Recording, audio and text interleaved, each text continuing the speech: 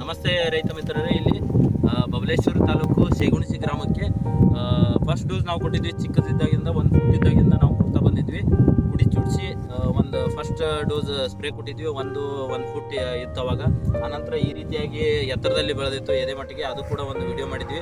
ಈಗ ಅದಾದಮೇಲೆ ಚೆನ್ನಾಗಿ ಬಂದಿದೆ ಅಂತ ಹೇಳ್ಬಿಟ್ಟು ಮತ್ತೆ ನಮ್ಮದು ನೆಕ್ಸ್ಟ್ ಡೋಸ್ ಅವರು ಸ್ಪ್ರೇಗಳನ್ನು ತೊಗೊತಾ ಇದ್ದಾರೆ.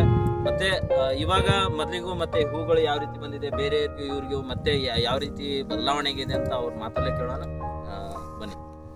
ನಮಸ್ತೆ ರೈತ ಬಾಂಧವರೆಲ್ಲ. ನಾನು ಫಸ್ಟ್ ಡೋಸ್ ಭೂಮಿ ಸುಧಾ ಮತ್ತು ASP90 ಅಂತ ಸರ್ ಕೊಟ್ಟು ಹೋಗಿದ್ದು.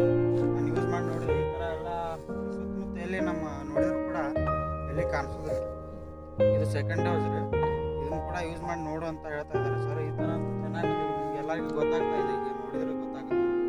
ಫಸ್ಟು ಒಂದು 40 ದಿವಸದ ನಾನು ಚಾಟ್ನಿ ಮಾಡಿದ್ದಾರೆ, ಅದರ ಪುಡಿ ಚೂಟಿ ಆ ಸರ್ ಕೊಟ್ಟು ಸ್ಪ್ರೇ ಮಾಡಿದ್ದಾರೆ. ಸ್ಪ್ರೇ ಮಾಡಿದ ತಕ್ಷಣ ಈ ಥರ ಎಲ್ಲ ಬೆಳವಣಿಗೆ ಆಗಿಬಿಟ್ಟಿದೆ. ಈಗ ಇದನ್ನು ಯೂಸ್ ಮಾಡ್ತಾ ಇದ್ದೀನಿ. ಯೂಸ್ ಮಾಡಿದ ನಂತರ ಏನು ರಿಸಲ್ಟ್ ಬರುತ್ತೆ ಅಂತ ನೆಕ್ಸ್ಟ್ ವಿಡಿಯೋ ನಿಮಗೆ ತೋರಿಸ್ತೀನಿ. ಈಗ ನಿಮ್ಗೆ ಈ ಥರ ಎಲ್ಲ ಬೆಳೆದಿಲ್ಲ, ಬೇರೆಯವರಿಗೂ ನಿಮ್ಗೆ ಕೇಳ್ತಾ ಇದ್ದಾರೆ ಅಂತ ಕೇಳ್ತಾ ಇದ್ದಾರೆ ಎಲ್ಲ. ಮತ್ತೆ ನಿಮ್ ನೋಡಿ ಏನು ಬಳಸಿದಿರಿ, ಯಾವ್ದು ಬಳಸಿದಿರಿ ಅಂತ ಎಲ್ಲರೂ ಕೇಳ್ತಾ ಇದ್ದಾರೆ. ನಾನು ರೈಟ್. ಈಗ ಈ ಥರ ಬಂದಿದೆ. ಮೊದಲು ಯಾವಾಗ ಬಂದಿದೆ ಈ ಥರ ಸುಮಾರು ಒಂದು 4 ವರ್ಷದಿಂದ ನಾನು ಕೂಡ ನೋಡಿಲ್ಲ ಇಲ್ಲಿ ಸುತ್ತ. ಈಗ ನಿಮ್ಗೆ ತುಂಬಾ ಚೆನ್ನಾಗಿ ಅನ್ಸಿದೆ. ಈಗ ಎಲ್ಲ ಇದನ್ನ ನೋಡಬೇಕು, ಫ್ಲವರಿಂಗ್ ಸ್ಟೇಜ್ ಯಾವ ರೀತಿ ಬಂದಿದೆ, ಫ್ಲವರ್ ಡ್ರಾಪ್ ಆಗ್ತಾ ಇಲ್ಲ. ಫ್ಲವರ್ಗಳು ನೋಡ್ಬೋದು, ಒಳಗಡೆ ಹೋದ್ರೂ ಕೂಡ ಆಗೋದಿಲ್ಲ, ಇದಾಗಲ್ಲ.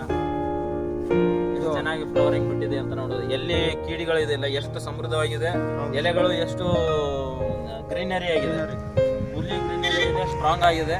ಯಾವುದೇ ಹೂಗಳು ಕೂಡ ಡ್ರಾಪ್ ಆಗಲ್ಲ. ನಾನು ಒಳಗಡೆ ಹೋದ್ರೆ ಕಾಣಿಸಲ್ಲ, ಅಷ್ಟು ಎತ್ತರದಲ್ಲಿ ಬೆಳೆದಿದೆ. ಫುಲ್ಲಿ ಏನಾಗಿದೆ ಅಂತಂದ್ರೆ ಇದು ಆಗಲ್ಲ, ಒಳಗಡೆ ಹೋದ್ರೂ ಕೂಡ ಕಾಣಿಸೋದಿಲ್ಲ.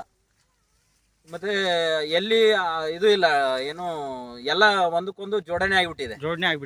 ರೈಟ್. ಈ ನಮ್ಮ ಆಡ್ಶಾಪ್ ಪ್ರಮೋಷನ್ ಕಂಪನಿಯ ಪ್ರಾಡಕ್ಟ್ಗಳನ್ನು ಯಾರು ಬಳಸ್ತಾರೆ ಅವರು 100% ಆರ್ಗ್ಯಾನಿಕ್ ಆಗಿರ್ತಾರೆ. ಇನ್ನೊಂದು, ನಮ್ಮ ಪ್ರಾಡಕ್ಟ್ಗಳನ್ನು ಬಳಸೋದ್ರಿಂದ ಜೇನು ಪರಾಗಸ್ಪರ್ಶ ಮಾಡುತ್ತೆ. ಕೆಮಿಕಲ್ ಬಳಸೋದ್ರಿಂದ ಜೇನು ಪರಾಗಸ್ಪರ್ಶ ಮಾಡಲ್ಲ. ರೈತರು ಅರ್ಥ ಮಾಡ್ಕೋಬೇಕು, ಕೆಮಿಕಲ್ ಹೊಡೆಯೋದ್ರಿಂದ ಜೇನು ಹುಳಗಳು ಪರಾಗಸ್ಪರ್ಶ ಮಾಡಂಗಿಲ್ಲ. ಹಂಗಾಗಿ ನಿಮ್ಮ ಹೂಗಳು ಡ್ರಾಪ್ ಆಗ್ತವೆ. ಸಾವಯವ ಕೃಷಿಯನ್ನು ಮಾಡಿ ಮತ್ತು ಜಮೀನಿನ ಫಲವತ್ತತೆಯನ್ನು ಕಾಪಾಡಿ ಅಂತ ತಮಗೆಲ್ಲರಿಗೂ ಹೇಳ್ತಾ ನಮಸ್ಕಾರ.